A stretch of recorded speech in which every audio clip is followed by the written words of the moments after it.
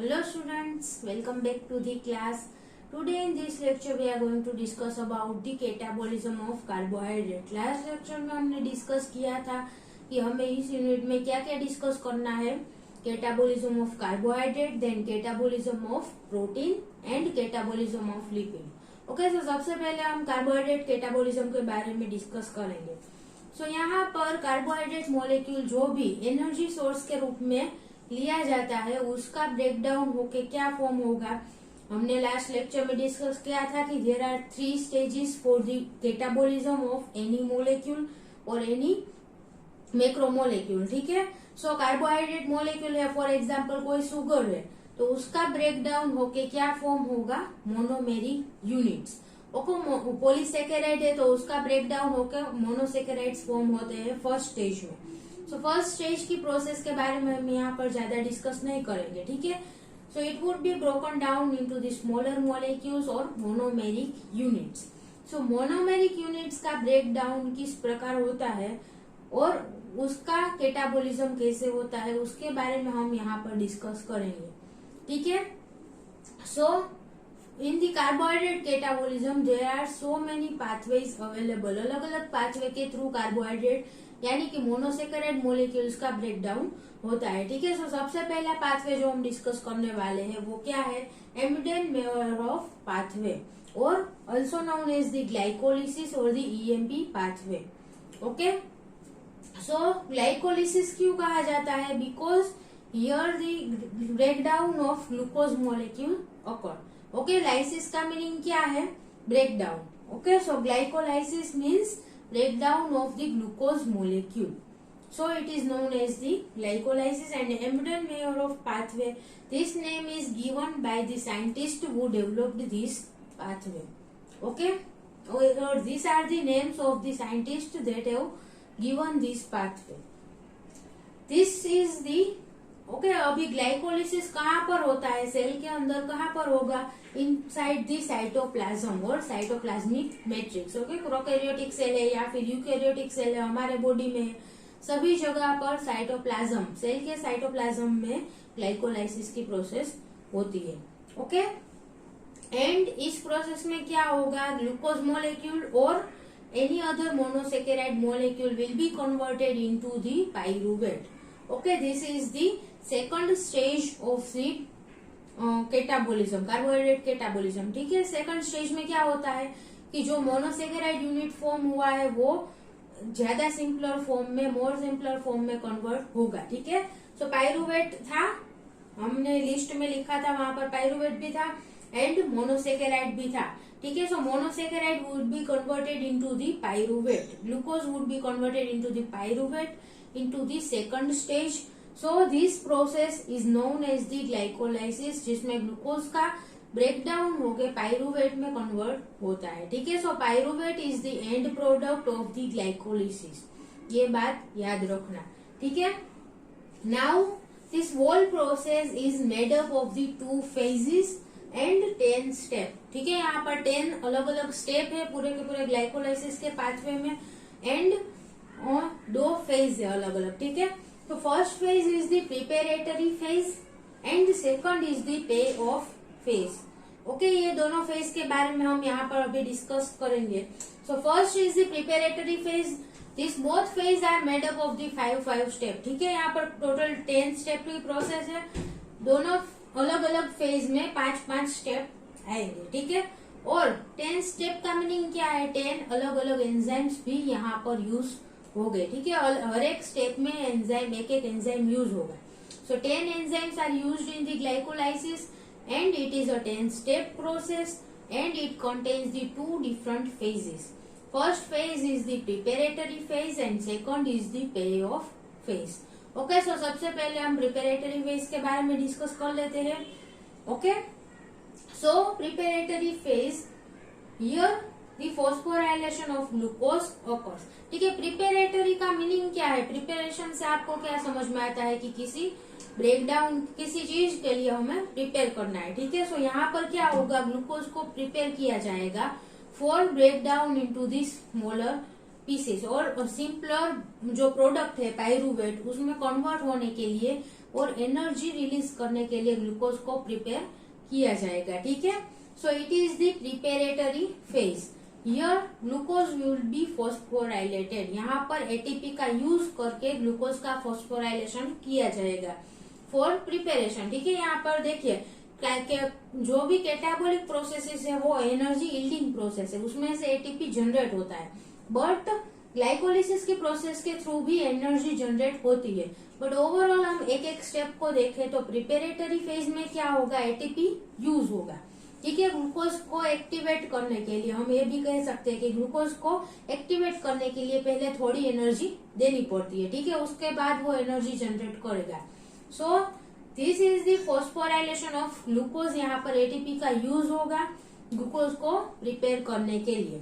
Okay, so this is the whole process of the preparatory phase. यहाँ पर मैंने 5 stages दिखाए हैं। ठीक है, सो हम इन 5 स्टेजेस के बारे में पहले डिस्कस करेंगे। First of all, this glycolysis pathway will start with the glucose. Okay, क्योंकि ग्लूकोज का ही हमें ब्रेक डाउन करवाना है। So pathway will be start with the glucose. Now it would be converted into the glucose 6 phosphate by the enzyme hexokinase. Okay, कहीं पर भी kinase enzyme आता है, काइनेज का मीनिंग क्या है, इट वुड बी फॉस्फोराइलेटिंग एंजाइम। ठीक है, फॉस्फेट ग्रुप का एडिशन करने के लिए काइनेज एंजाइम यूज होता है। और जब भी काइनेज एंजाइम आएगा तो वहां पर एटीपी मॉलिक्यूल की भी रिक्वायरमेंट होगी। ठीक है, एज अ फॉस्फेट डोनर, क्योंकि एटीपी नहीं होगा तो फॉस्फेट कहाँ से आएगा।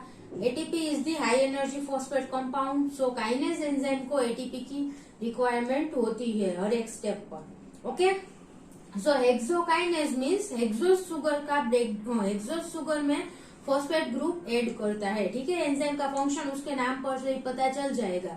सो हेक्सोकाइनेज मीन्स हेक्सोस शुगर में फॉस्फेट ग्रुप ऐड करने के लिए पर्टिकुलर एंजाइम है। ठीक है, so it will add the phosphate group into the hexose sugar. सो यहाँ पर ग्लूकोज है तो ग्लूकोज में वो फॉस्फेट ग्रुप ऐड करेगा। सो it would be converted into the glucose 6 phosphate. Okay, phosphate group add हो चुका है तो ग्लूकोज में से ग्लूकोज फॉस्फेट बन जाएगा और 6 पोजीशन पर फॉस्फेट ग्रुप ऐड होता है। ठीक है, so it is known as the glucose 6 phosphate. ATP is required. ATP का ब्रेक डाउन होकर उसमें से क्या फॉर्म होगा, ADP. Okay, ATP is the adenosine triphosphate. उसमें से एक फॉस्फेट ग्रुप है वो ग्लूकोज में ऐड हो चुका है। ठीक है, so it is now the ADP, adenosine diphosphate. Okay, clear. So यहाँ पर देखिए आपको स्ट्रक्चर के साथ याद रखने की जरूरत नहीं है, बट अगर याद रह जाता है तो अच्छी बात है। ठीक है, so this is the structure of the glucose. Okay, glucose is the 6 carbon sugar, ये तो आपको पता ही है, हेक्सोस शुगर है। सो यहाँ पर हर एक carbon, this is the carbon number 1। Okay, यहाँ पर इसका नेमिंग है वो किस प्रकार होगा, this is the carbon number 1, this is the 2, 3, 4, 5 and 6। Okay, ये ग्लूकोज का स्ट्रक्चर है।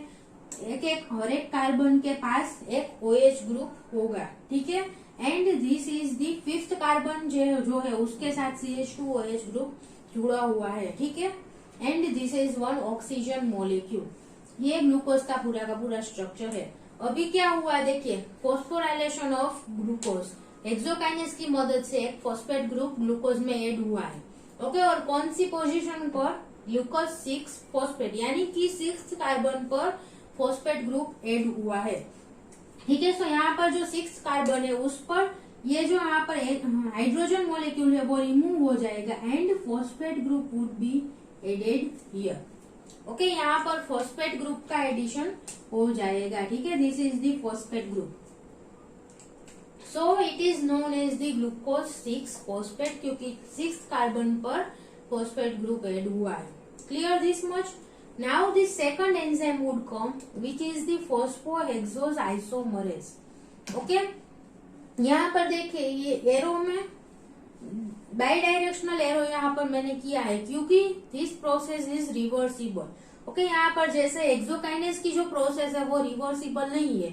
ओके, ग्लूकोज 6 फॉस्फेट में से वापस ग्लूकोज का फॉर्मेशन नहीं कर सकता hexokinase enzyme. Okay, but this phosphohexose isomerase is a reversible enzyme. Okay, यहाँ पर दोनों ही प्रोसेस कर सकता है, ग्लूकोज 6 फॉस्फेट को फ्रुक्टोज 6 फॉस्फेट में भी कन्वर्ट कर सकता है एंड फ्रुक्टोज 6 फॉस्फेट को वापस ग्लूकोज 6 फॉस्फेट में भी कन्वर्ट कर सकता है। Okay, so it is a reversible process. So यहाँ पर बाई डायरेक्शनल एरो दिया गया है। Okay, so the second enzyme is the phosphohexose isomerase. Isomerase का मीनिंग पता है आपको, आइसोमर्स के बीच में जो स्विच करता है ऐसा enzyme known as the isomerase. Okay, एक आइसोमेरिक फॉर्म में से दूसरे आइसोमेरिक फॉर्म में कन्वर्ट करता है, उस एंजाइम को आइसोमरेज कहा जाता है। ठीक है, और यहाँ पर phosphohexose means this is the hexose sugar, glucose hexose sugar है और उसके पास फॉस्फेट ग्रुप भी है। ठीक है, so it is known as the phosphohexose isomerase. नाम पर से ही काम पता चल जाता है कि कोई भी हेक्सोज शुगर है जिसके पास फॉस्फेट ग्रुप है उसको आइसोमराइजेशन करने में काम है इसका। ओके, सो यहाँ पर फॉस्फोहेक्सोज शुगर है, उसको कन्वर्ट करके उसका आइसोमेरिक फॉर्म फ्रुक्टोज 6 फॉस्फेट में कन्वर्ट करता है। ठीक है, अभी फ्रुक्टोज 6 फॉस्फेट भी हेक्सोज शुगर है, फॉस्फोहेक्सोज शुगर है, सो उसको भी वापस ग्लूकोज 6 फॉस्फेट में भी कन्वर्ट कर सकता है। Okay, so glucose 6 phosphate would be converted into the fructose 6 phosphate it's isomer. Glucose fructose isomer है और ये दोनों आइसोमेरिक फॉर्म में कन्वर्ट होगा। ठीक है, ग्लूकोज में से फ्रुक्टोज फॉर्म होगा। सो फ्रुक्टोज का स्ट्रक्चर किस प्रकार है वो भी हम यहाँ पर ड्रॉ कर लेते हैं। अच्छा, glucose is the hexose sugar. Okay, और उसमें कौन सी रिंग होती है, 6 कार्बन रिंग होती है। ठीक है, हेक्सामेरिक रिंग होती है और यहाँ पर कौन सी रिंग होगी, 5 मेंबर रिंग होगी। ठीक है, फ्रुक्टोज में, एंड ग्लूकोज में 6 मेंबर रिंग होती है। So this is the structure of the fructose. Okay, यहाँ पर हम लिख लेते हैं CH2OH and here it would be the OH group, OH, H, OH, H, CH2O and यहाँ पर ऑलरेडी फॉस्फेट ग्रुप प्रेजेंट है। ठीक है, सो यहाँ पर हम फॉस्फेट ग्रुप लिख देंगे। So this is the structure of the fructose 6 phosphate. Okay, यहाँ पर कार्बन का नंबरिंग किस प्रकार होगा, this is the first carbon. Okay, this is the first and second, third, fourth, fifth and 6th। Okay, 6 carbon के साथ phosphate group जुड़ा हुआ है, so it is known as the fructose 6 phosphate. Okay, now one more phosphorylation process occur, एक और enzyme आएगा phosphofructokinase 1। Okay, phosphofructokinase, it will add one phosphate group. Okay, kinase enzyme है, इसका फंक्शन क्या है, एटीपी का यूज करके phosphate group को ऐड करना, फॉस्फोराइलेशन। ओके, तो यहाँ पर एक एटीपी मॉलिक्यूल यूज होगा and it will be converted into the ADP and इसका जो एक फॉस्फेट ग्रुप है वो फ्रुक्टोज 6 फॉस्फेट में ऐड हो जाएगा। ठीक है, so fructose 6 phosphate would be converted into the fructose 1,6-20 phosphate. Okay, एक और फॉस्फेट ग्रुप ऐड हो चुका है and the enzyme is known as the phosphofructokinase. Kinase का जो आपको पता ही है, फॉस्फोराइलेशन का जो जिस एंजाइम का फंक्शन है उसे क्या कहते हैं, kinase. Okay, and phosphofructo because here the fructose sugar है और उसके पास फॉस्फेट ग्रुप भी प्रेजेंट है, इसीलिए फॉस्फोफ्रुक्टोकाइनेज। ओके, एंजाइम समझ में आ गया। शॉर्ट फॉर्म भी है इसका, PFK1 के नाम से भी ये जाना जाता है। ठीक है, सो यहाँ पर शॉर्ट फॉर्म भी आपको याद रखना है, EMP pathway, PFK enzyme. Okay, so क्या जनरेट हुआ, fructose 1,6-20 phosphate. Okay, so third step में क्या जनरेट होता है, fructose 6 phosphate would be converted into the fructose 1,6-20 phosphate. Okay, so यहाँ पर फर्स्ट पोजीशन पर जो हाइड्रोजन ग्रुप है उसको फॉस्फेट ग्रुप के द्वारा रिप्लेस किया जाएगा। ठीक है, सो 1,6-20 फॉस्फेट हो गया। Now the next step, okay, fructose 1,6-20 phosphate का फॉर्मेशन हो गया है। ये सभी शुगर है वो कितनी है, हेक्सोज शुगर है। ठीक है, 6 कार्बन शुगर थी यहाँ तक। नाउ अल्डोलेज एंजाइम अभी क्या होगा, ब्रेक डाउन होगा। ठीक है, यहाँ पर थर्ड स्टेप है वो भी इरिवर्सिबल है। Okay, first step would be irreversible. यहाँ पर हेक्सोकाइनेस के द्वारा जो प्रोसेस कैटालाइज होती है वो इरिवर्सिबल है। देन आइसोमरेज वो रिवर्सिबल प्रोसेस है, ठीक है। Again kinase, okay, phosphofructokinase irreversible process. Then next is the aldolase enzyme, okay, it would break down the fructose 1,6-bis phosphate, उसका ब्रेक डाउन हो जाएगा एंड दो 3 कार्बन सुगर्स जनरेट होगी, ठीक है। 2-3 carbon sugars will be generated from the 6 carbon sugar by the enzyme aldolase, okay. This is the fourth step and ये भी reversible process है। इसका मीनिंग क्या है, अल्डोलेज है वो जो 3 कार्बन सुगर फॉर्म हुई है उन दोनों को मिलाकर वापस भी ये हेक्सोस सुगर फॉर्म कर सकता है, ओके। सो कौन कौन सी हेक्सोस सुगर यहाँ पर फॉर्म हुई है? First is the dihydroxy acetone phosphate, sorry triose sugar, okay, 3 carbon sugar, इसलिए इसे ट्रायोस सुगर भी कहा जाता है। So dihydroxy acetone phosphate, DHAP short form, okay, and glyceraldehyde 3 phosphate, okay, ये 2 सुगर जनरेट होगी। अभी फ्रुक्टोज 1,6-bis फॉस्फेट का ब्रेक डाउन कहाँ से होता है वो हम देखते हैं, ठीक है। So it would be broken down from here, एक तो ये बॉन्ड ब्रेक होगा and second this bond would be broke, okay. यहाँ पर 2 ये बॉन्ड है वो ब्रेक हो गए। सो इनके ब्रेक होने से क्या होगा, 1, 2, 3 ये 3 कार्बन अलग हो जाएंगे एंड 4, 5, 6 ये 3 कार्बन अलग हो जाएंगे, ठीक है। सो 2 जो मॉलिक्यूल फॉर्म होते हैं उसमें से वो कौन कौन से है? First CH2O and phosphate group इसके पास है ही, okay. Then C double bond O, sorry यहाँ पर O नहीं है, ठीक है, यहाँ पर दूसरे कार्बन पर O नहीं है, OH ग्रुप ही है। सो OH and H, C, then double bond O and H. Okay, it would be converted into the aldehyde group. Okay, so this is known as the glyceraldehyde 3 phosphate. Okay, इस and second sugar कौन सी generate होगी? CH2O phosphate group, and C, यहाँ पर 5th carbon जो है उसके साथ ये ऑक्सीजन मोलेक्यूल जुड़ा हुआ है, ठीक है। So it would be converted into the keto group and CH2OH, okay. So इसका नंबरिंग कैसे होगा? This would be 1, 2 and 3, okay. So glyceraldehyde 3 phosphate, okay, and this is the 1, 2, 3। इसका नेम क्या है? Dihydroxy acetone phosphate, okay. Dihydroxy acetone ketone group है, so acetone and phosphate, okay. DHAP DHAP भी आप कह सकते हैं याद रखने के लिए। So it would be fructose 1,6 phosphate का ब्रेक डाउन होके 2 ट्रायोस सुगर जनरेट होती है, that are the glyceraldehyde 3 phosphate and DHAP, okay, dihydroxy acetone phosphate.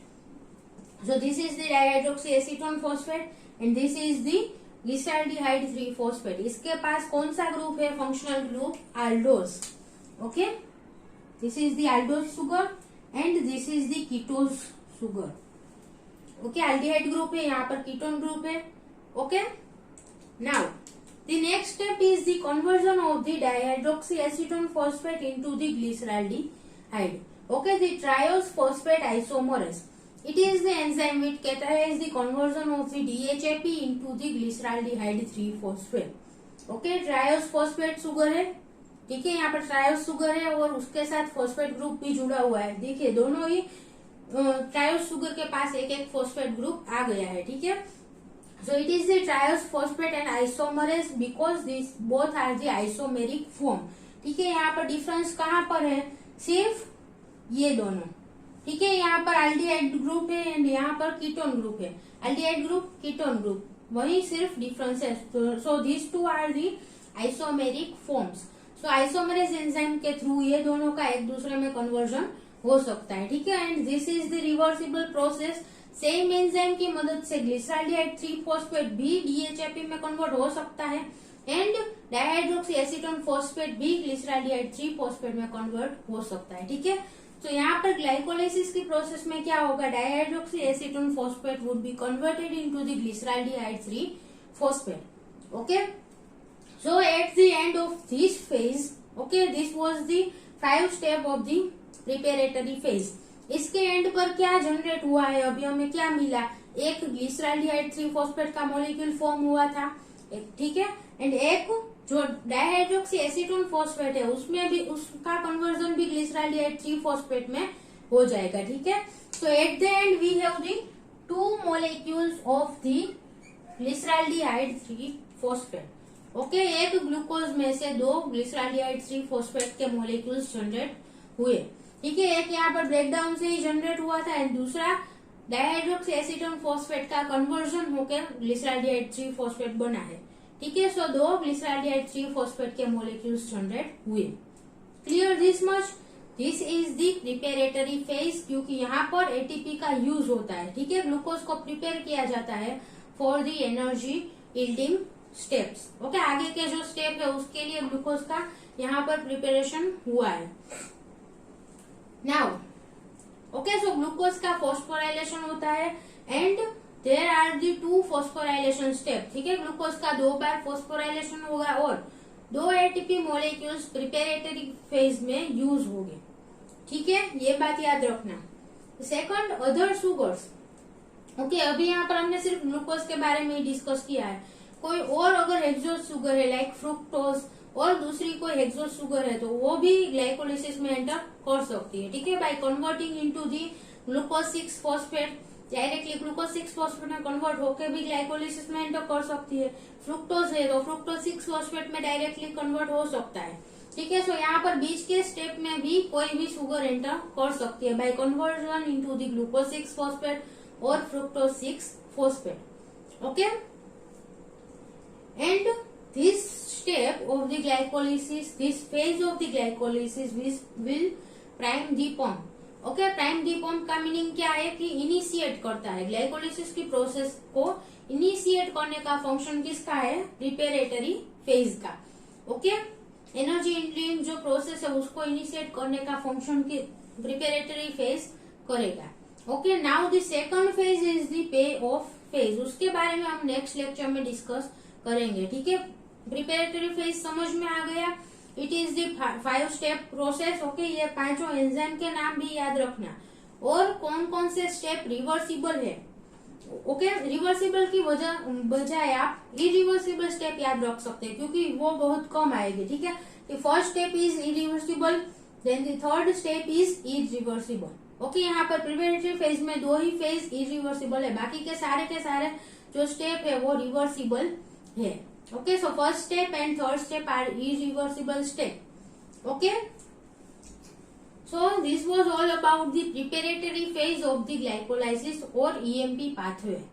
Okay, thank you so much students for watching this video, and if you have any doubt then please ask in the comment box. Thank you.